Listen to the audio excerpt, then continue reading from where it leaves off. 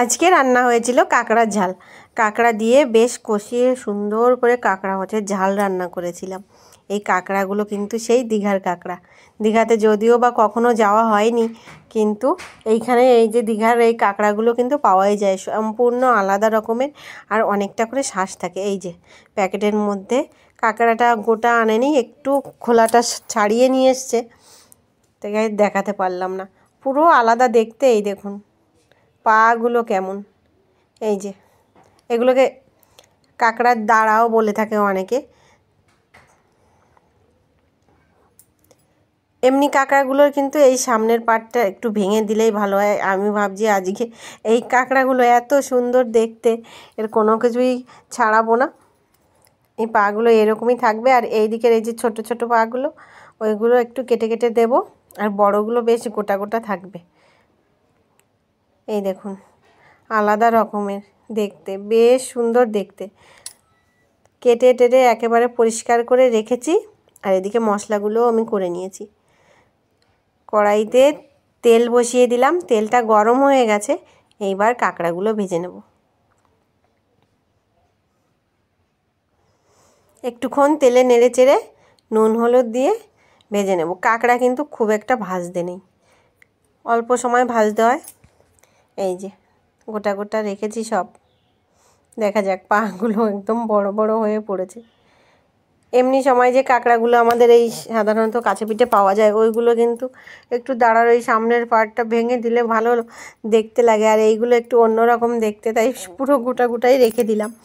কাঁকড়াটা ভেজে নিয়েছি। এইবার কড়াইতে কিন্তু তেজপাতা, শুকনো লঙ্কা, জিরে ফোড়ন দিয়ে দিলাম। আর এদিকে পেঁয়াজটা বেটে নিয়েছি, আদা রসুনটাও বেটে নিয়েছি, শিলে বেটে নিয়েছি। শিলে বাটলে কিন্তু মশলাটা খেতে একটু আলাদা স্বাদই লাগে, বেশ ভালোই লাগে।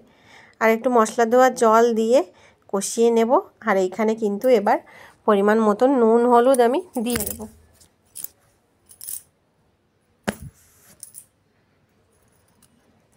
একটু জিরে গুঁড়ো, ধনে গুঁড়ো অল্প অল্প করে পরিমাণ মতো যেটুকু হয় দিয়ে দিলাম। কাঁকড়া বেশি নয়, 2-4খানা কাঁকড়া, শুকনো লঙ্কা গুঁড়ো দিলাম।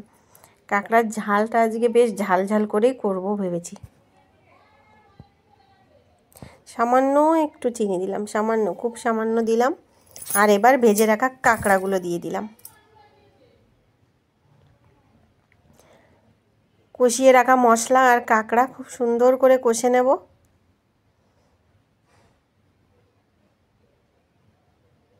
আগে কিন্তু আমার এই কাঁকড়ার স্বাদ নেওয়া হয়নি। এই কাঁকড়া আমি আগে খাইনি, দেখলেই মনে হতো বাবা কীরকম একটা কাঁকড়া। কিন্তু এবার খেয়ে দেখব যে কেমন স্বাদ হয়, আর ভেতরের শ্বাসটাও বা কেমন আছে। কাঁকড়া কিন্তু সবাই খায় না, আমাদের বাড়িতেও সবাই খায় না। কাঁকড়া হচ্ছে চিংড়ি কাঁকড়া, অনেকের অ্যালার্জি থাকে, আর ছেলে মেয়েগুলো ওদেরকে একটু বেছে টেছে দিলে ওরা খেতে পারে। কষিয়ে নিয়ে এবার পরিমাণ মতো জল দিলাম। পরিমাণ বলতে যে কাঁকড়ায় একটু জলের, কাঁকড়ার ঝাল করছি তো, তাই একটু জলটা কমিয়ে রেখেছি। এই যে অনেকটাই ঝোল কমে গেছে। উপর থেকে একটু ধনেপাতা কুচি ছড়িয়ে দিলাম, কয়েকটা কাঁচা লঙ্কাও দিয়ে দিয়েছি, সামান্য গরম মশলা গুঁড়ো। ঢাকা দিয়ে এই যে কিছুক্ষণ জাল দিয়ে নামিয়ে নিলাম। কাঁকড়ার ঝাল আমার রেডি। মনে হচ্ছে জিভে একেবারে জল চলে আসছে, এক্ষুনি খেতে হবে। যাক, এইবার একটু নিয়ে বসি, কেমন লাগে দেখি। এই দেখুন সম্পূর্ণ আলাদা রকমের দেখতে, জানি না খেতে কেমন হবে। তো ভিডিওটা আর বেশি বড় করছি না, এখানেই রাখছি। সবাই অনেক ভালো থাকবেন, সুস্থ থাকবেন অবশ্যই।